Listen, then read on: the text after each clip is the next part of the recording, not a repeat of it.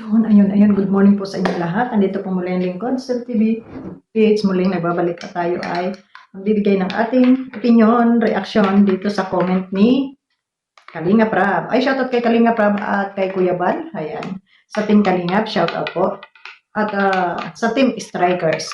Ayan, kung saan tayo ay magkakape muna. And good morning po. Time check is 5:55. Ayan, di ba aga? Ang agang gumising ng lola nyo. Ganyan siguro talaga pag gurang na. Di ba?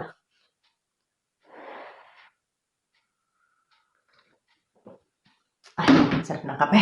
Bakit ba ang sarap ng kape? So, ayan, shoutout muna sa Team Strikers kung saan ay ang aking mga kasamahan dyan. And hindi ko na kayo isa-isahin. At tawag nito, kilala nyo na ako, di ba? So, ayan, ayusin natin yung ating camera.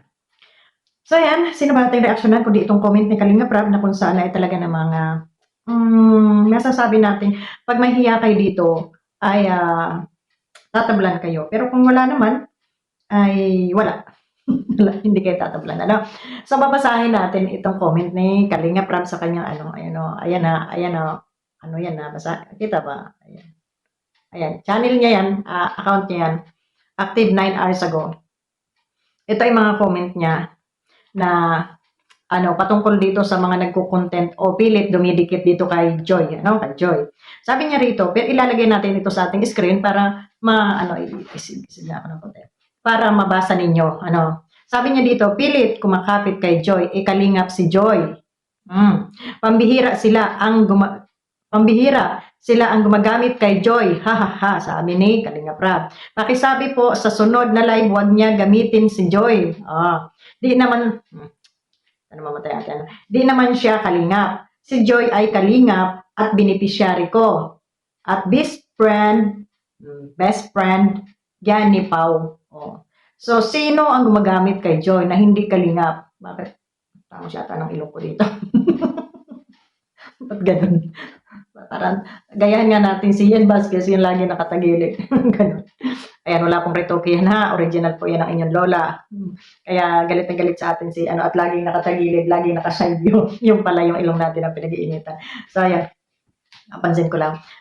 Si Joy ay kalingap. Beneficiary ito ni Kalinga Prab. At itong nagpilit dumidikit kay Joy ay hindi na kalingap. At maano natin na ito ay balingbing.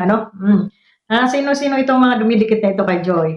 Napilit ginagamit si Joy, So, malamang si to. Sino kaya to? Si Hikain. Sino kaya to? Na dumidikit sa kalingap. Kasi kung dito sa mga ito mga nagbabanggit dito sa loob ng yung mga reactor, mga kalingap man ito. Pwede nilang banggitin yung pangalan ni Joy. Kasi basta hindi lang gamitin sa paninira, o kaya bibigyan ng masamang komento o kasiraan doon sa tao. Yun ang hindi maganda. No? So, ayun. At ang malamang kung sinong pinaparinggan dito ni Kalinga Prab ay itong mga nasa labas, itong mga anti-kalingap. Sino-sino ito? Andyan sila Mariling Chang, Canoli, Kapitana ni Hives, at si Salcedo ba nagtatapik pa? Parang hindi ko na narinig si Salcedo. Ayan, ito. Pero ang talagang nakadikit dito na pilit gumagamit ay itong si Canoli. Kasi nga, ito ay kesyo nagbibinipis pa or nag-i-sponsor pa. Nag-i-sponsor pa ito dito kay La Joy or kay Joy ba o doon sa kapatid. So, kung ikaw, Canoli, ay sa kapatid ni Joy ka ang tawag dito, nagbibigay, yun ang itapik mo, yun ay content mo kasi hindi man yung kalingap. Kasi si Joy, hawak pa ng kalingap yan. Beneficiary yan ni Kalinga Prab. No? So, wag mong pakialaman si Joy. Ang pakialaman mo, yung bigay mo na lang sa kanila. O doon sa kanyang nanay, kung gusto mo, yung nanay ang itapik mo. Pero, sabi nga ni nanay, Imelda, hindi siya alis ng kalingap. Pero mas maganda siguro itapik mo si Ria. Kung si Ria ang iyong sinusuportahan, at yung magkapatid, kung sino pa yung kapatid nun, yun ang iyong i-content. Wag na si Joy, kasi si Joy ay hawak yan ni Kalinga Prab. Beneficiary yan ni Kalinga Prab. Ngayon kasi nakapag ka ng pabahay, dito kay Joy, nagpabida-bida kayo, ituloy niyo yung pabahay ni Joy. Pagkatapos nun, i-quits na ninyo, wag nyo nang si Joy, itapik si Joy. No? Hindi yung, gusto nyo kasi, nag-sponsor kayo sa kanila, kumikita rin kayo sa kanila. Tigilan nyo yan, masisilip at masisilip kayo. Pinapabalik ka sa kalingap, ayaw mong bumalik dahil nag-inarte-arte ka, dahil naniwala ka sa mga solusol ng iyong mga kasamahang asong ulol. Kasi kung titingnan mo na ito si Kanoli, pag nag-reaction, ano siya nagdadalawang isip siya. Pag may nabasa siya na against sa Kalingap, kay Kuya Bal, na comment doon sa kanyang comment section, sinasang-ayunan niya. Tapos, maya-maya, sasabihin na naman niya, ay, saludo ako dyan kay Kuya Bal. Hindi ako dyan, ano kay Kuya Bal? Kesyo, ganun ganito. Pinupuri niya. Ano ba talaga? Pinupuri mo, pero sumasang-ayon ka doon sa mga sinasabi ng mga siraulong ng commentator mo dyan. So, ibig sabihin, wala kang sariling pag-iisip. Nasusulsulan ka. Diba? Sa tanda mo yan. Ang feeling ko kasi dito kay Kanoli, gusto niya bumalik ng Kalingap, pero nasusulsulan siya. Huwag kang babalik diyan kasi parang aawayin ka diyan ng mga reaktor. Alam niyo kasi Kanoli, pag ikaw ay bumalik dito sa Kalingap, at ikaw naman ay hindi na pasaring ng pasaring, walang reaktor na mang-aaway sa'yo, mamahalin ka, kagaya ipagtatanggol ka pa. Kung hindi ka lang nag-inarte, ipagtatanggol ka pa ng Kalingap. Pag may mga bumabati ko sa'yo, na dati mong mga kasamahan, ipagtatanggol ka pa namin, pero ang problema, wala kang sariling pag-iisip yata, nasusulsulan ka. No? Ngayon, wala kayong mapuntahan, wala kayong mai-topic, hindi kayo makapag-topic kay Ruel, hindi kayo kaagad kumbaga hindi kayo maka-continue ng pagre-reaction kay Ruel.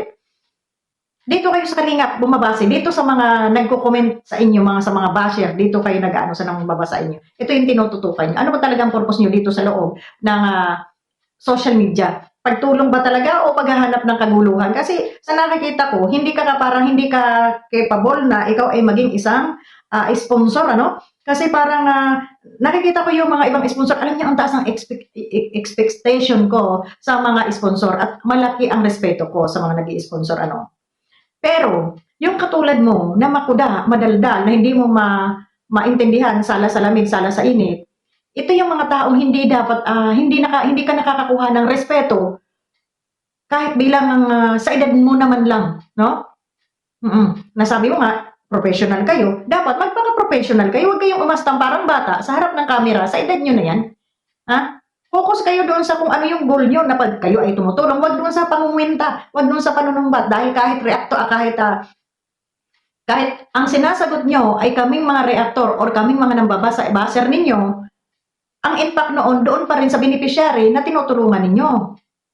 Hindi kami yung kinukwentahan ninyo. Ang kinukwentahan ninyo, yung tinutulungan ninyo. Di ba?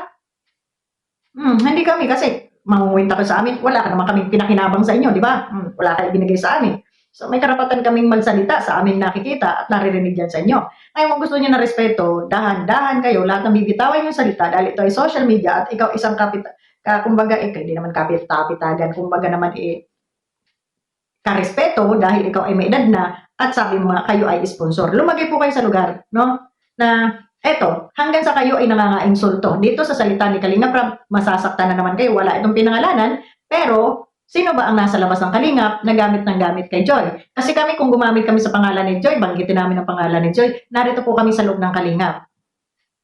Ay di pagat kayo lang naman. So sana, makapag-isip ka, Kanoli, nang hindi ka humantong doon sa puntong durugin ka talaga ng mga reaktor. Kasi kami, kumbaga kami, ano pa lang kami, yung mga binabato namin sa inyo, mga mild pa lang yan, kumbaga ay mga pahaplit pa lang sa inyo, dyan sa inyong mga pinagsasasabi. Huwag niyong sabihin wala kayong kasalanan. Dahil hindi kayo marireaksyonan kung walang naririnig sa inyo na hindi maganda na mga sinasabi ninyo patungkol dito sa Kalingap. Lalo na yung pagkukomparison ninyo, lalo na yung pagpapasaring ninyo. Kahit hindi nyo pangalanan, hindi naman mga tanga ang mga viewers na hindi dito sa loob ng Kalingap ang inyong pinapasaringan. Dahil narito kayo sa loob ng Kalingap, dito kayo nakilala at ditong community na ito ang inyong nakita. Subukan nyo, lumabas kayo doon sa malamang hindi nga kayo umiikot sa mga ibang mga charity vlogger dyan, ano? Dito lang kayo nakapokus sa community ng Kalingap, sa kabuuan ng Kalingap. Yung mga charity vlogger dyan ng Kalingap, yan lang yung mga napupunan ninyo. Diba? So ano ba talaga yung purpose ninyo? Pagtulong ba o paghahanap ng viewers dyan sa inyong mga channel? Kasi tingnan nyo kung sinasabi ninyo na kayo ay hinahabol dahil dahil sikat kayo. Hindi kayo hinahabol dahil sikat kayo. Dahil kung sa sikat kami maghahabol ay hindi kayong aming itatabi. Kami, nagtatabi kami dito dahil pinoprotektahan namin yung Kalingap na hindi nyo tuluyang masira. Dahil, sino mga kakampi ninyo? Yung mga anti-Kalingap, yung mga naninira sa Kalingap. So kaya kami dumidepensa dahil pinamumugaran kayo ng anti-Kalingap. Dahil mukhang ikaw na yata yung founder ng anti-Kalingap, ano? Kanole? So sana, mapag-isip-isip nyo rin yan. na hindi ko mo kay kayo ay sponsor, hindi ko mo kay sabi nyo nga kayo ay mga professional, lahat ng ginagaw nyo dyan ay tama na. Kaya kayo sinasagot ni Hasa, kaya kayo binabalahura ni Hasa, di ba? Dahil talaga naman nakakabuisit din naman yung mga pa-style nyo dyan sa inyong camera, di ba? O, sasabihin nyo naman, ay, anong pakialam ko kung nabubuisit kayo? Wala kaming pakialam, pero may pakialam kaming supalpalin kayo. Dahil sa edad nyo na yan, dapat inirerespeto na kayo. Dapat iginagalang na kayo. Si Kuya July, tingnan ninyo.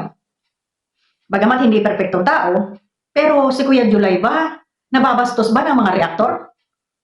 Hindi si Kuya July nababastos dito ng mga reaktor. May mangbastos man sa kanya, bastos talaga yon, yung si Kapisot na naandyan sa labas. Oh, si Kangipin, yun ang nambabastos dahil yun talaga, ano yun kumbaga talagang wild yun, rebelde yun.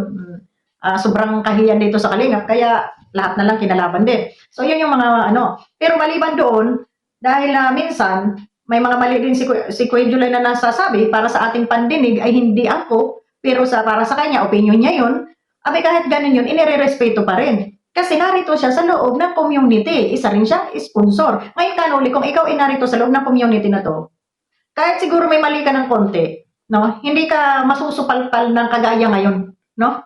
Na kagaya ngayon na talagang nadidisrespect ka, no? Yung mga tao nawawala ng respeto, lalo na dyan sa pa-style mo na pagre-reaction, ano? Sana lang umangkop ka dyan sa, sa edad mo, sa profession mo, doon sa pagre-reaction mo, ano? Ayusin mo yung iyong pananalita nang hindi ka nasusupalpal. At i-focus mo yung utak mo kung saan ka ba talaga. Ang sundin mo yung utak mo, yung puso mo, hindi yung bla bla bla ng iba. Dahil kung dito ka sa mga kasamahan mong makikinig, sa mga sul-sul nila, lalo kang mapapahamak. At pag nabalahura ka, kahit ipagtanggol ka man nila, kasiraan mo pa rin yun. Dahil ikaw yung binabanatan, hindi yung mga nagsusul-sul sa'yo.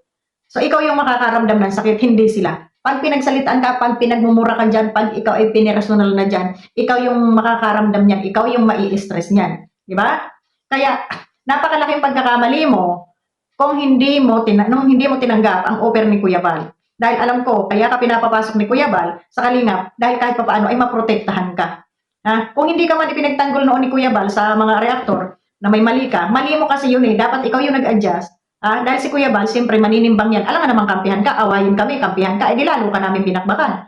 Mas marami ang makakalaban ni Kuya Bal kung papaboran ka niya ng husto, di ba? Sana makuha ninyo yung ano ni Kuya Bal, yung strategy ni Kuya Bal. Hindi nyo pa pala talaga totoong kilala si Kuya Bal, no?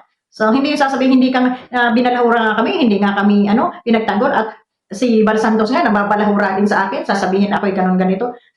Ano lang yun, masanay kayo sa bibig ni Kuya Bal. Dahil narito kayo sa social media. Kung kami nga, kung lahat ng sinabi niya ni Kuya Bal ay aming didibdibin, abay, wala na kami pagkakaiba dito sa mga ito.